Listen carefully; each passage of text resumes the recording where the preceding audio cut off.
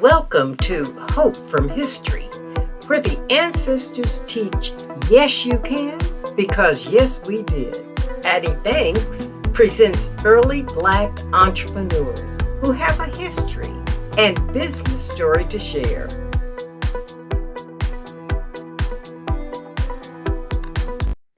Why don't you know Annie Malone, the first Black woman self-made millionaire?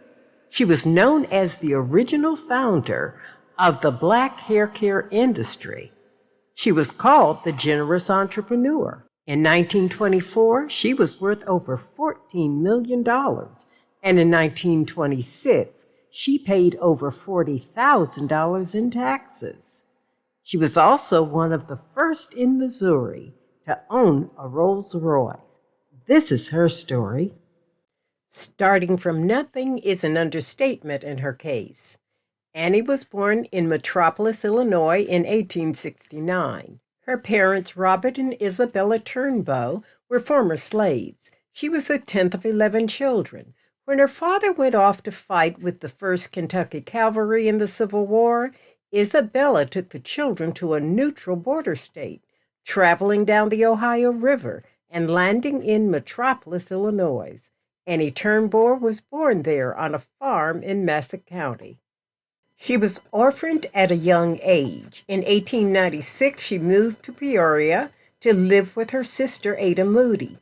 There she attended school when she could, but being a sickly child, she missed so much school. She was not able to graduate high school. While at school, Annie's particular interest was chemistry. Early on, Annie became fascinated with doing hair, practicing on her sister, and taking note of hair trends of the day. In the 1890s, some Black women wanted to experience straight hair. They tried homemade techniques using harsh soap, goose fat, heavy oils, butter, bacon grease, and lye mixed with potatoes to straighten their hair. Unfortunately, these methods also damaged their hair. Annie envisioned creating a hair straightening method that was effective and healthy for hair. Throughout her teens and 20s, Turnbo practiced hairdressing with friends and family while experimenting with treatment chemicals. She was also assisted by her aunt, who was an herbal doctor.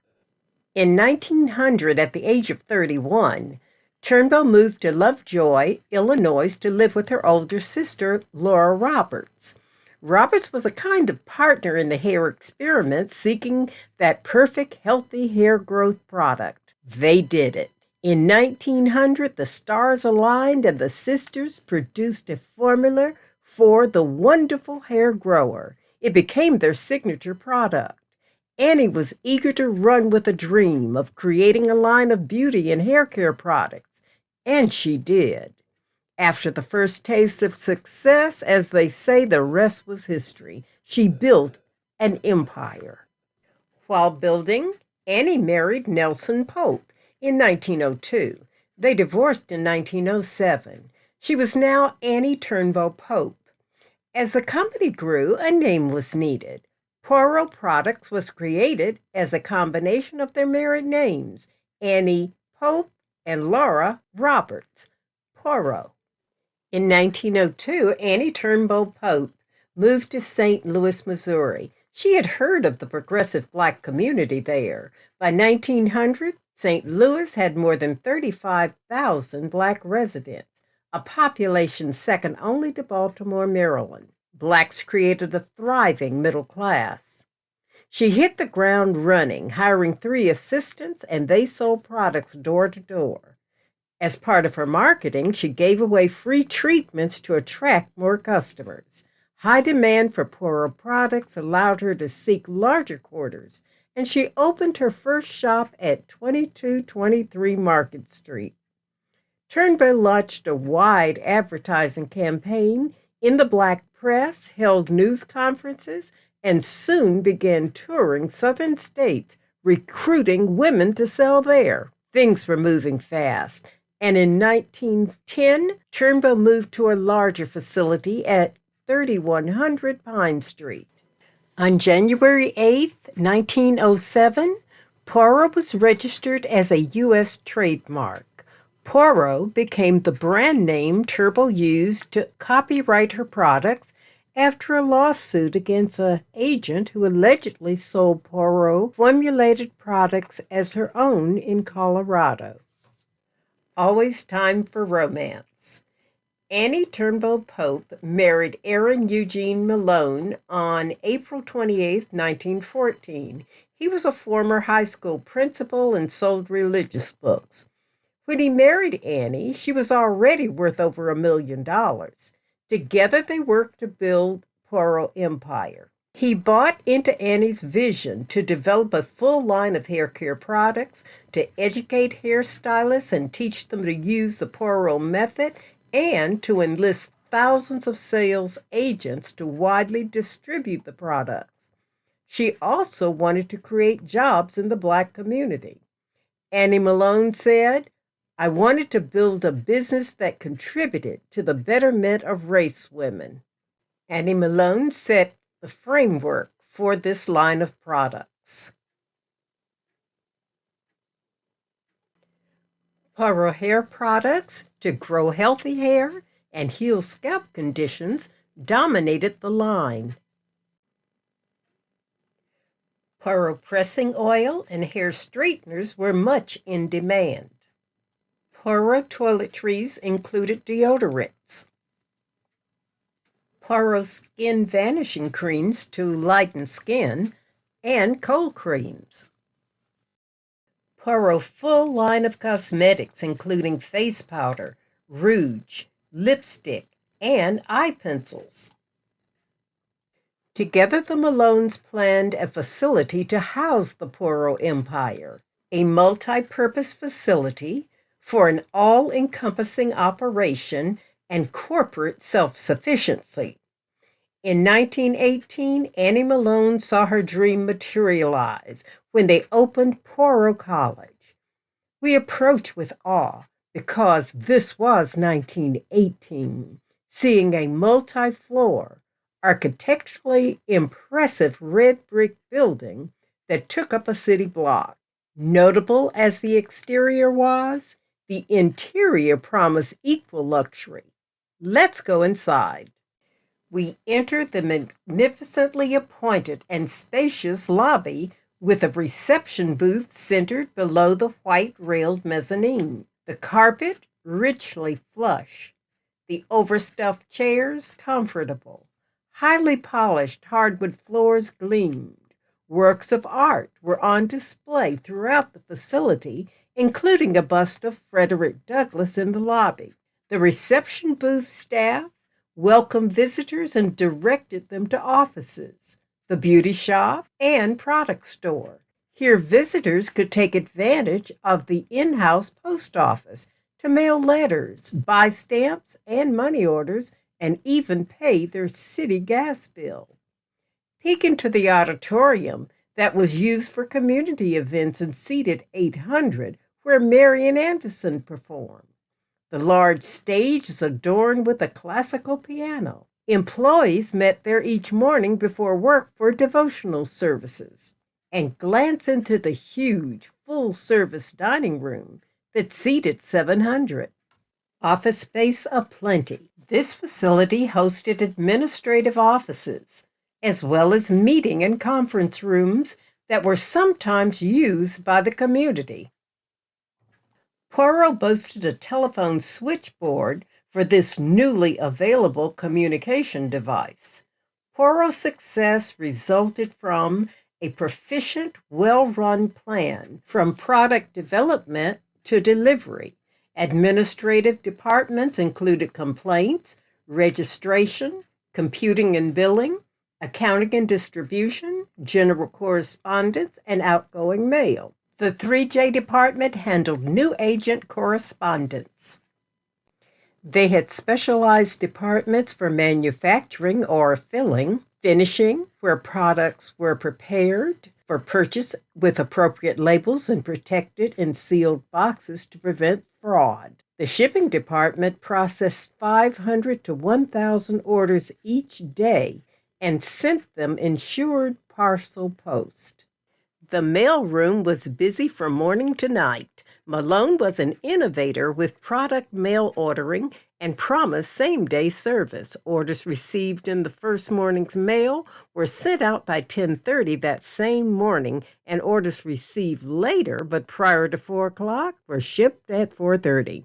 Agent orders were checked for authenticity in the registration department, where agent status verification was checked. And the Poro fleet of trucks in the Poro garage put products on the road. Employee support was always important to Malone. To minimize the need for work clothing, Poro provided uniforms for employees and students that were made in the sewing department. Dormitories were accessible to students as well as employees. An on-site hotel accommodated family, guests, and travelers. For their comfort, Poro had a gymnasium, tennis courts, laundry, medical care room, bakery, confectionery, barber and tailor shop, as well as a chapel. They had employee-run and automated elevators.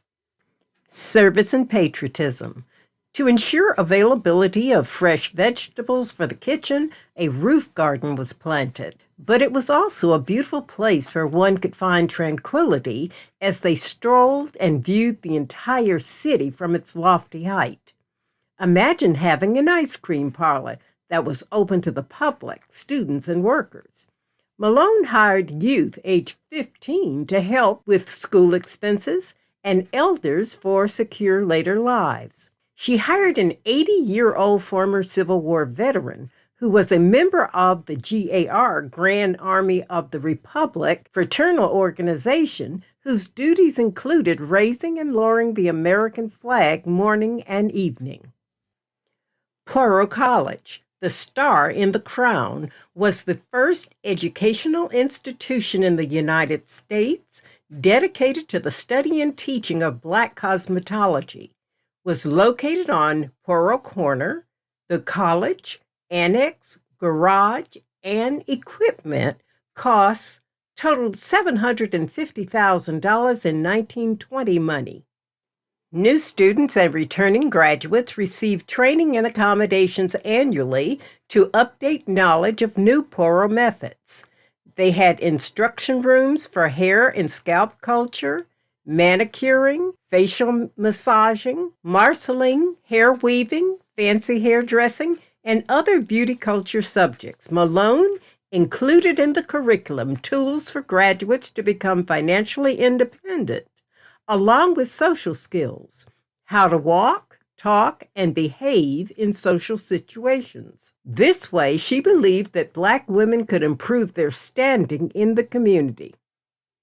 The Malones lived at this facility rather than expending funds for off-site housing.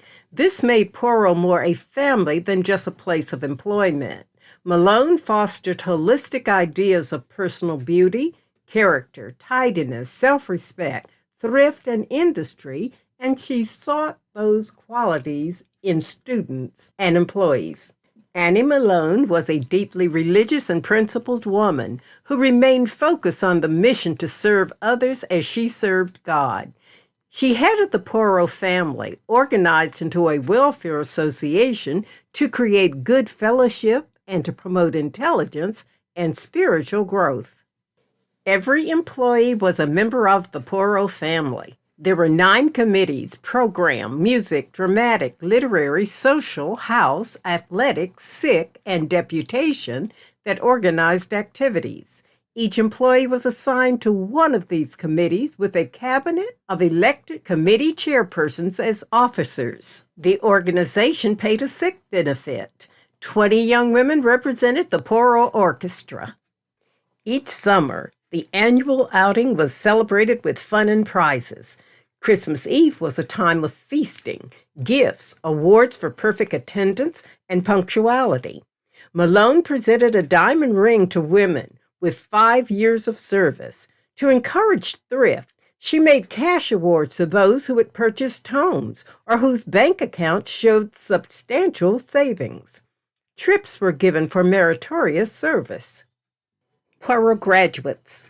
Receiving a diploma from Poro College certified that the students had met the standards set by Malone to be a successful cosmetologist. In the United States, graduates attended Poro colleges in several states. Each graduate was treated like royalty, dressed for the occasion, and given long-stem flowers. I found no record of the earliest classes. However, we know that graduations were held at Poro College in 1920 and 1921. Poro Publications acknowledges graduates in the United States, Africa, Cuba, the Bahamas, Bermuda, Central America, Nova Scotia, Canada, and the Philippines. Poro Empire success. What does success look like? Thriving, growing, and in the news. The Malones were leaders in St. Louis. They were active in social and civic affairs. Newspaper articles chronicled their achievements and outstanding presence. They were active in the African Methodist Episcopal Church. Mr. Malone rose to some status as a businessman with connections throughout the country, as well as having a voice in the Republican Party. Poro was nationally known as a major business in St. Louis, hiring over 200 people at its peak. Malone was passionate about community building. Her lifestyle was never glamorous despite great wealth. She presented as a somewhat mousy, plainly dressed caretaker, no fancy jewels or seeking the limelight. She was president of the Colored Women's Federated Clubs of St. Louis, an executive committee member of the National Negro Business League, and served with the Commission on Interracial Cooperation. In 1927, Poro College served as a principal relief station for citizens displaced by the Mississippi River flooding after a tornado devastated North St. Louis. She worked with the American Red Cross to serve over 5,000 people. Malone earned the title Generous Entrepreneur. She believed the biblical mandate that the more you have, the more you give back. In 1919, the Malones donated $10,000 to the building of St. Louis Colored Children's Home and raised most of the orphanage's construction costs. She served as board president there from 1919 to 1943. It was renamed the Annie Turnbo Malone Home in 1946. During the 1920s, $25,000 went to the construction of the Pine Street Black YMCA, $25,000 to Howard University Medical School, which was among the largest gifts the university had received from a private Black donor. $25,000 to Tuskegee Institute, and many donations to local charities. Malone financed the education of 2 full-time students in every historically Black college and university in the country. She donated $10,000 to Barnes Hospital in St. Louis toward the development of a maternity ward for Black women. How did they do this? They did this by working the Poro system plan. First, know your product line and promote it. Continue to improve and innovate that line. Teach as many as possible, beauticians, agents, and supporters. Poro trained over 75,000 men and women around the world. Recruit the best and reward them. Malone notes on the sign, agents working for less will not be supplied. Market, advertise, promote everywhere. Poro was seen in print campaigns and advertised in newspapers and Black publications. Maximize income streams. Keep the hotel and dining room filled. Poro advertised in the Green Book. In 1927, the beginning of the end in St. Louis devastated Annie Malone. At 58 years old, tirelessly building Poro, she trusted her management team to be as honest and committed as herself, turning much of the operations over to her husband and key personnel. She spent more time doing civic work. Employee lawsuits plagued her, But the biggest disappointment was the ending of her 13-year marriage. Aaron Malone sued her for half the business, claiming his role as president built the company using his extensive contacts, and somehow he had managed to obtain a majority stock interest. Annie had accused him of infidelity, and it turned ugly. Some men in the business community supported him. Employees and community supported her. Annie had an ace in her deck. As the nation watched and the press converged, Mary McLeod Bethune intervened and helped negotiate a settlement of $200,000, allowing her to keep Poirot. Poirot was in receivership and financially unstable. They were hurt by Poirot's now tarnished, wholesome image. All that work building a business, so many people depending on her to continue earning a living, but Malone found it too difficult to put the pieces together, so in 1930 she closed the St. Louis business and moved to Chicago. Yes, her business survived, but it was reduced to a fraction of its original size. In many Annie Malone narratives, this is the end of her story. It should not be, because Malone had a fresh perspective. Chicago, in my opinion, is the capital of Negro America, Malone told the Afro-American publication. The people here are accomplishing things. The atmosphere is one of commercial thriving, endeavor, and promise. In fact, Chicago, at this time, was experiencing a Black wealth boom. Malone moved into a former Poirot branch headquarters. She bought up an entire block of gray stone mansions previously owned by ultra-wealthy men, reported the Afro-American, and renovated the structures to suit Poirot's needs.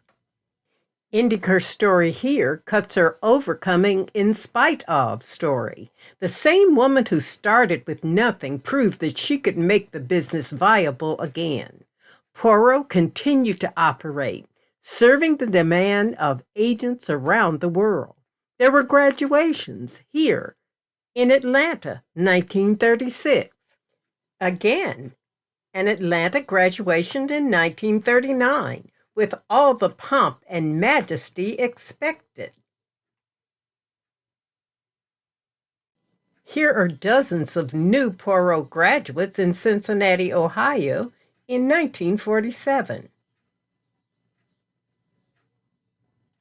Did you know the music legend Chuck Berry, who grew up in St. Louis, was a likely 1952 St. Louis Poirot grad? Poirot had moved to Chicago in 1930, the first year of the Depression, and Malone's legal problems followed her, with one liability lawsuit from an employee and one from a St. Louis newspaper. In 1937, a lawsuit decision forced Malone to sell the St. Louis property. In 1940, the Chicago Defender reported that a fire destroyed Malone's mansion, causing $50,000 in damage. 1941, community leaders rushed to stop IRS agents as they were evicting Malone from two of her buildings after she failed to pay thousands of dollars in back taxes. 1941 brought some rewards. At the St. Louis Orphans' Home, Malone, in her early 70s, was honored to light the paid mortgage note. Further misfortunes, lawsuits, depression, business declines put Malone in considerable debt. However, her biggest creditor was the IRS. By 1943, Malone owed $100,000 and a lien was placed on her buildings. She fought these charges for 8 years. The tax was for unpaid real estate and excise taxes plus penalties. But more troubling was the 20% tax on luxuries established in the 1920s, including hair care products. In 1951, the government took control of most of the business and sold it to pay off back taxes. As we search for answers about this time in Annie Malone's life, I see a rosy picture of a mature woman enjoying the fruits of her dream. In 1957, at the time of her death, on May 10th, at the age of 79, Poirot Beauty Colleges still operated in over 30 cities across the nation, living quietly, enjoying friends and associates, a manageable business without need to maintain a huge complex. I believe Annie Malone found contentment. Thomas Dorsey wrote Precious Lord at Poirot College in Chicago, no doubt comforted by his friend Annie Malone following the deaths of his son and wife. Clearly, Malone saw how Poirot continued to bless the lives of graduates. That sweet smile, often seen on her face in pictures, tells its own story. In 1944, the National Beauty Culturist League declared Annie Malone the pioneer of the hair industry.